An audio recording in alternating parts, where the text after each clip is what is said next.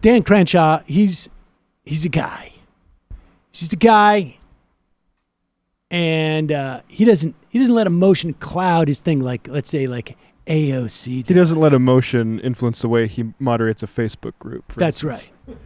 And here is Dan Crenshaw. He's on with Martha McCallum. He's just trying to explain, like, she's so out of control, that AOC, making up all sorts of lies.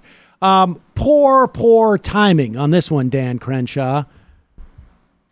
Play this. Of their own officers. Here now, Republican Congressman Dan Crenshaw of Texas. Congressman, great to have you with us today. You know, first of all, your reaction to that back and forth between the Congresswoman and these officers.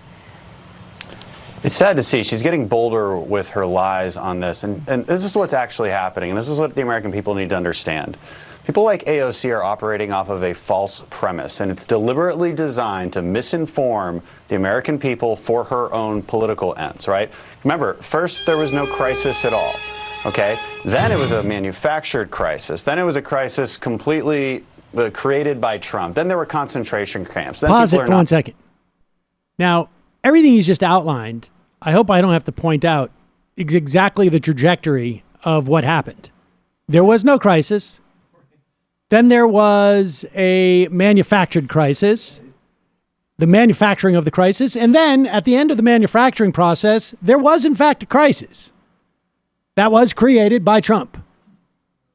And then what was the last step he had? Oh, and that crisis was that we were putting people in concentration camps and treating them with abject disdain. Then it was a crisis completely created by Trump. Then there were concentration camps. Then people are Nazis. Now she's saying that Border Patrol agents harassed her and forced migrants to drink out of toilets. This is insanity. This is not true. There's no one else corroborating these kind of reports, and yet she's using it to try and make her case that we shouldn't have any enforcement and that we should have open borders. This is really dishonest behavior from a member of Congress, and I honestly can't believe it. I will agree with Dan Crenshaw that it's very dishonest behavior from a member of Congress, but I would suggest that it was him who's being dishonest. Poor timing on this. Because just literally hours after Dan Crenshaw is on, the Department of Homeland Security's Inspector General said that they were living in squalor in these camps. Squalor. It comes out that just a day before that there was a Facebook group of 9,500 people who referred to themselves as all being part of a big family, who included documented proof, former and current members of the Customs and Border Patrol, who were in fact passing around memes showing essentially that AOC was being more or less raped by Donald Trump in some fashion, and saying horrible things about what they wanted to do to her, as well as showing total disregard for the humanity of the people that they were supposed to be watching.